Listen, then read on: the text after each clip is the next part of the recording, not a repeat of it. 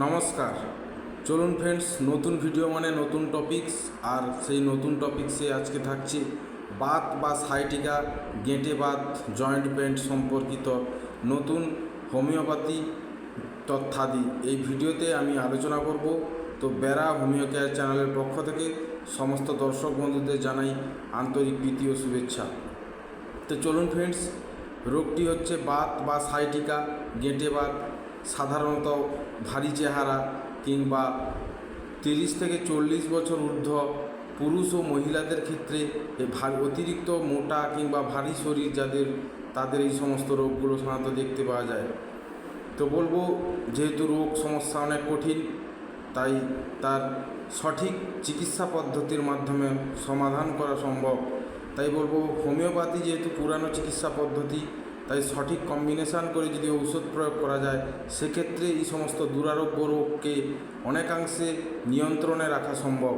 তো চলুন ফ্রেন্ডস, বলবো তাই সেই সমস্ত ওষুধের তালিকাগুলি। প্রথমে লক্ষণ সাধারণত বর্ষাকালে কিংবা ঠান্ডা বাতাসে কোনো ঠান্ডা খাওয়ার পান করলে শরীরে সাধারণত ব্যথার সমস্যা বাড়ে, কিংবা ঠান্ডা লাগা থেকে ব্যথার সমস্যা বাড়ে, কিংবা রাত বসতে গিয়ে ব্যথা, হাঁটুতে ব্যথা, কোমর যন্ত্রণা, শরীর গা হাত পা ফুলে ওঠা বা বাত দেখা দেওয়া, এই সমস্ত লক্ষণগুলো সাধারণত গাঁট যন্ত্রণার মতো লক্ষণগুলো দেখতে পাওয়া যায়। তো সেক্ষেত্রে যে সমস্ত ঔষধগুলি আমি আপনাদের সামনে তুলে ধরব, যথেষ্ট কার্যকারী হোমিওপ্যাথি ঔষধের একটি তালিকা আপনাদের সামনে তুলে ধরব। লক্ষণ অনুসারে সঠিকভাবে ব্যবহার করতে পারলে যে কোনো পুরানো ধরনের বাতকে সম্পূর্ণরূপে নিরাময় করা সম্ভব। তো চলুন ফ্রেন্ডস, প্রথম ঔষধটি ব্রাইওনিয়া আলবা, BRYO, ব্রাইওনিয়া, NIA, নিয়া, আলবা, ALBA। এটি যে কোনো ধরনের ব্যথা, কোমর ব্যথা, ঘাড় যন্ত্রণা, বাতের ব্যথা, হাঁটুর ব্যথা, যে কোনো জয়েন্ট সন্ধিতে ব্যথাতে এই ওষুধটি ভালো একটি হোমিওপ্যাথি ওষুধ। 2 ফোঁটা করে সকাল দুপুর সন্ধ্যা জল সহকারে 10 থেকে 15 দিন, এবং আরও রোগ পুরানো হলে 15 দিন থেকে 1 মাস কন্টিনিউ চালিয়ে যেতে হবে। দ্বিতীয় ওষুধ arsenic album, ARACNIC, arsenic album, ALBUM। এই ঔষধটি সাধারণত শরীরের রোগ প্রতিরোধ ক্ষমতা বৃদ্ধি করে, তাই 2 ফোঁটা করে সকাল সন্ধ্যা জল সহকারে 10 থেকে 15 দিন সেবন করিতে পারেন। তৃতীয় ওষুধ গাঁটে ব্যথা, পাহাড় যন্ত্রণা, মেরুদণ্ডের ব্যথা, হাত পা যন্ত্রণা, কোমরে খিটা লাগা, এই সমস্ত সমস্যা থেকে কলোসিন্থ, COLO, কলোসিন্থ, CYNTH। এই ঔষধটি বাতের একটি ভালো হোমিওপ্যাথি ঔষধ।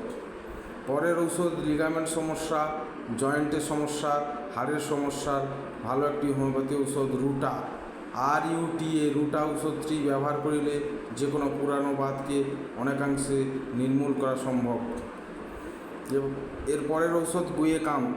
এটি সাধারণত গাঁটের ব্যথা কিংবা যত পুরানো বাত হোক না কেন, বাত রোগের সর্বশ্রেষ্ঠ ওষুধ বলে হোমিওপ্যাথি ডাক্তারেরা একে বিবেচনা করেছেন। গুয়াকাম, GUACUM। এই ঔষধটি 2 ফোঁটা করে সকাল দুপুর সন্ধ্যা জল সহকারে সেবন করিতে হইবে 15 দিন থেকে 1 মাস। পরের ওষুধ আর্নিকা, ARNICA। আর্নিকা ওষুধটি 2 ফোঁটা করে সকাল দুপুর সন্ধ্যা জল সহকারে সেবন করিতে হইবে 15 দিন থেকে 1 মাস। এরপরে সূচ ফোটানো ব্যথা, হাত পা যন্ত্রণা, শিরার যন্ত্রণা, সেক্ষেত্রে লিডাম্পাল, LEDUM, লিডাম্পাল, PL পাল। হোমিওপ্যাথি মেডিসিনটি 2 ফোঁটা করে সকাল দুপুর সন্ধ্যা জল সহকারে সেবন করিতে পারেন। রাস্টাক্স, RUSH, রাস্টক্স, TOX ঔষধটি যে কোনো ধরনের ঠান্ডা লাগা থেকে মুক্তি পেতে রাস্টাক্স ঔষধটি যে কোনো ধরনের বাতের ব্যথায় ব্যবহার করিলে খুব ভালো ফল পাওয়া যায়। তো এটি আপনারা 30 শক্তি হইতে 200 শক্তি পর্যন্ত উচ্চ শক্তি আকারে 2 ফোঁটা করে সেবন করিতে পারেন দিনে 3 বার জল সহকারে।